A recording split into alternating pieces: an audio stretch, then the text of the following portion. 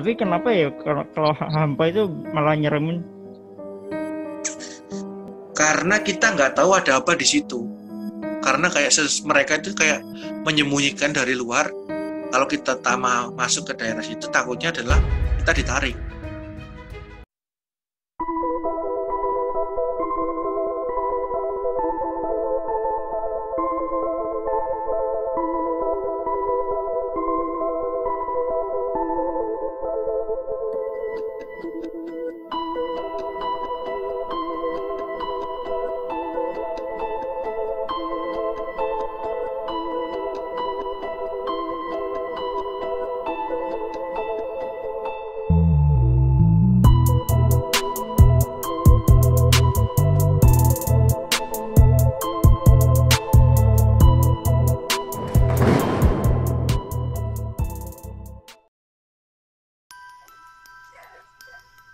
Halo, selamat datang lagi di channel Ervan X Zero. Kembali lagi bersama saya Ervan sebagai ilustrator, dan sudah saya ada Mas Zero yang akan membantu kita dalam hal-hal dunia tak kasat mata. Nah, kali ini kita akan bahas tentang hal-hal mistis yang ada di luar negeri. Kemarin ada yang ngirim video ke kami di sebuah museum, salah satu museum terbesar di dunia yang ada di Inggris atau British Raya, yaitu British Museum. Nah, ini videonya cukup menarik banget sih, video museumnya ini.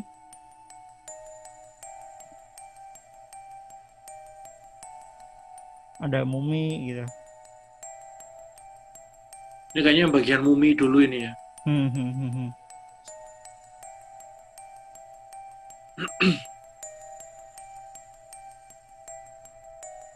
Mungkin Mas Ervan bisa nyebutin nama museumnya apa? Siapa tahu teman-teman dia pengen ke sana.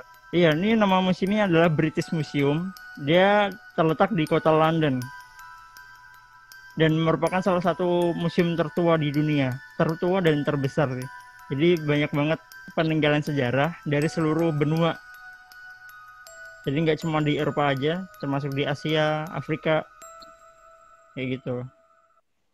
Nah, tadi di depan tadi kita lihat ada kayak mumi ya. Nah, ini salah satu yang sudah Mas Ervan gambar dari sekian banyak ya Mas ya. Sebenarnya banyak yang mencuri perhatian, cuma saat ini yang menyerupai salah satu mumi di situ. Itu tapi dia bukan mumi jin atau gimana Mas? Jin jatuhnya sih. Jatuhnya jin. Kemudian kalau dari energi yang ada di museum itu gimana? Kuatkah atau gimana? Kalau yang saya rasa dari mumi sendiri, yang harusnya kan untuk benda-benda, maksudnya bukan benda sih ya, kan itu adalah sahabat apa? Peninggalan. Ya, peninggalan atau sosok yang pernah hidup, ya kan? Harusnya kan punya energi tersendiri. Namun yang saya rasakan hampa di situ, nggak ada sama sekali kayak. Hampa malahan ya? Malah hampa. Oh, nah, jadi beda banget ya? Hawa horornya itu bukan hawa horor serem kayak ada yang itu, tapi kayak hawa horor, bukan hawa horor sih, kayak hawa kehampaan kosong gitu loh. Kita datang ke situ kayak justru malah kita nggak ada apa-apa, malah takut serap atau semacamnya itu, cuman bukan takut karena ada sosok yang menjaga itu, enggak, justru malah kehampaan yang lebih kalau buat saya ya malah lebih serem daripada serem gitu loh, menurut saya sendiri loh. Jadi lebih gimana kalau anak-anak orang-orang indigo itu anggapnya hororan mana ya? Ya kan tiap orang kan beda-beda. Kalau saya sendiri sih malah justru lebih serem yang ini. Oh iya, karena malah kosong itu ya. Jadi yang jelaskan kuat nggak sih sebenarnya? Yang jin yang dibilang ini? yang menyerupain ini. Kalau yang menyerupain sih ya ibaratnya kalau misalkan di Indonesia ya paling cuma ada pocong, kuntilanak, dia cuma standar ya.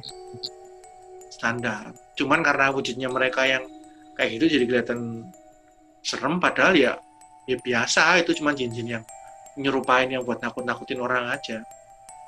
Nah, ini kan ngomongin soal mumi. Kalau saya lihat di Google itu kan dia sengaja diawetkan karena menurut orang-orang Mesir zaman dahulu, tubuh itu penting untuk di alam bakanya dari roh tersebut. Itu kalau Mas Jero lihat gimana? Atau adakah hubungannya? Sebenarnya jatuh lagi ke kepercayaan masing-masing tiap orang sih ya Mas ya. Karena ada beberapa orang kan yang malah justru dikremasi, dibakar. Oke. Nah, kalau ini kan memang mungkin kepercayaan mereka sendiri, mungkin turun-temurun kan. Kita nggak mungkirin kalau setiap negara atau daerah punya budaya masing-masing sendiri ya. Mungkin dari budayanya mereka itu bagus, tapi kalau ada budaya lain lebih baik dikremasi, tapi kita nggak tahu juga. Oke. Nah, kalau ngomong soal mumi juga, tapi kita nggak akan bahas mumi lagi. Kita akan balik ke lokal nih, ke tradisi yang ada di Indonesia. Itu kan kita punya sebuah tradisi yang cukup horor juga di Tanah Toraja gitu kan, dimana mayatnya itu diawetkan ya atau gimana? Kalau ini versi yang saya tahu dan kata teman saya ya, bukan saya tahu yang kata teman saya, untuk mayat yang diawetkan itu biasanya karena mereka belum mampu untuk membiayai biaya pesta adat. Karena memang di Toraja sana kan memang lumayan nggak murah juga kan, harus ada motong kerbau kalau nggak salah. Nah, biasanya sampai waktunya mereka punya biaya untuk mengadakan pesta adat, akhirnya baru mereka dikebumikan. Oke. Nah, itu kan sempat juga kayak seperti seolah-olah dihidupkan. Gimana tuh, Bang? Kalau ini ada versi lagi dari teman saya sendiri nih, teman saya sebetulnya itu lebih ke apa sih ya? Jadi kayak bukan sembarang orang, bukan sembarang orang. Jadi kayak misalkan ada nih orang meninggal, tiba-tiba meninggalnya di hutan karena nggak tahu. Akhirnya mereka ada upacara adat macam-macam. Si jenazah itu akhirnya bisa jalan untuk datang balik ke rumah. Dan pantangannya jangan disapa, misalkan yang meninggal itu namanya si A kan.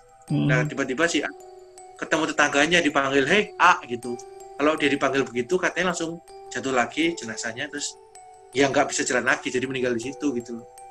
Katanya kata temen. Itu tujuannya agar dia bisa baik lagi ya. Keluarga aja sih, nggak untuk anaknya kalau di sana. Nah, itu gimana ya? Yang masukin siapa itu? Biasanya ada orang-orang yang orang pintar juga sih. Mungkin kalau istilah bahasa Inggris, apa sih yang bisa menghidupkan orang mati itu? Kan ada sendiri-sendiri kan. Tapi kalau dia bukan. Jadi kayak orang yang meninggal itu, rubuhnya dimasukin agar bisa jalan untuk balik ke rumah. Itu aja sih. Itu agak gimana ya, kalau kita di Jawa itu kan nggak terbiasa seperti itu. Tapi mungkin juga ada syaratnya nih Mas. Kalau yang saya lihat untuk jenazah yang udah agak lama kan pasti badannya kaku. Nah, kalau yang kaku nih yang saya lihat nih ya, dia posisinya nggak jalan, tapi lebih mirip kayak melayang. Sampai bisa melayang? Ya, karena kan kaku udah nggak bisa. Ini ada diangkat gitu. Tapi untuk yang masih jenazah yang baru meninggal atau 1 hari belum ketemu, maksudnya masih bisa digerakkan, dia masih jalan. Tapi kalau enggak, agak sedikit melayang, terlihat jalan tapi melayang. Oke. Tapi yang bisa melakukan itu tentunya orang-orang yang punya kemampuan yang ilmunya ibaratnya tinggi gitu ya. Iya. Nah itu. Dan memang kalau yang saya tahu orang Toraja pun untuk apa sih istilahnya, ilmu kayak gitu juga emang tinggi-tinggi juga sih. Karena saya sendiri pernah ngelihat teman saya sendiri hujan nih, dibikin dia di kamar nyalain lilin, tiba-tiba hujannya berhenti. Padahal baru hujan deras banget. Dia tahu sendiri itu masalahnya. Oke. Jadi cukup serem juga ya, sama-sama mumi ya gitu. Sebenarnya itu bisa maksudnya kemampuan orang-orang Nusantara ya, karena kita nggak bilang Indonesia Nusantara ya.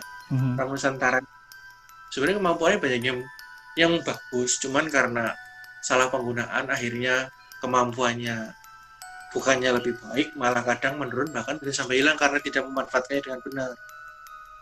Ilmunya baik, cuman ya itu tadi sih. Contohnya nggak usah jauh-jauh lah, bukan ke ilmu ya, lebih ke budaya aja. Kadang-kadang yang muda aja udah nggak mau peduli kan. Tuh. Nah itu ilmu yang ibaratnya yang bisa membuat orang mati jadi berjalan itu pemilik apa ya ibaratnya ya yang menguasai itu ibaratnya kayak pejabat di suku tertentu atau itu bisa diturunkan atau gimana? Bisa diturunkan dan rata-rata dia bukan dari raja ya. Apa sih istilahnya kalau kalau di kerajaan itu kayak ada penasehat gitu loh. Orang tua lah, ketua adat gitu. Nah, ketua adat tetap bisa, bukan rata-rata sih. Ya ada beberapa yang bisa, nggak semua bisa. Memang khusus untuk misalkan ada acara pun ditanya ke dia bagusnya acaranya kapan. Ya jatuhnya ketua adat sih kalau saya bilang. Bukan ketua suku ya.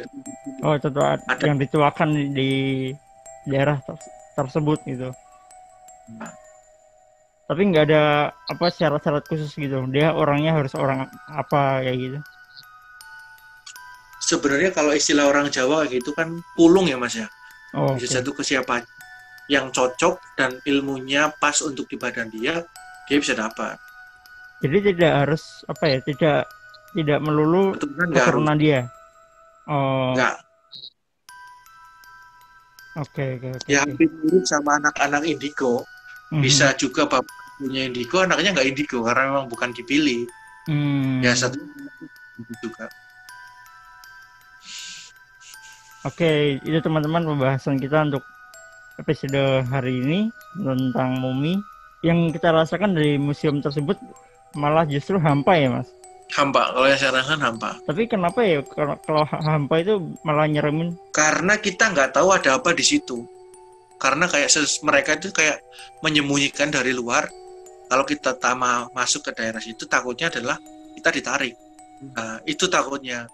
Jadi teman-teman untuk hari ini terima kasih yang sudah menyimak, dan kalau mau kirim video bisa kirim ke email kami ke ervanx0@gmail.com. Follow Instagram kami di ervanx0 dan kami akan upload gambar ini di Instagram. Oke, ada lagi Mas Zero ada yang mau ditambahin? Sama buat teman-teman yang sudah ngirim, tetap bersabar, mungkin minggu depan atau lusa atau kapanpun kita akan bahas, cuman nggak akan langsung kita bahas karena memang yang masuk emailnya banyak juga ya Mas Ervan. Iya. Oke, terima kasih, sampai jumpa di video berikutnya.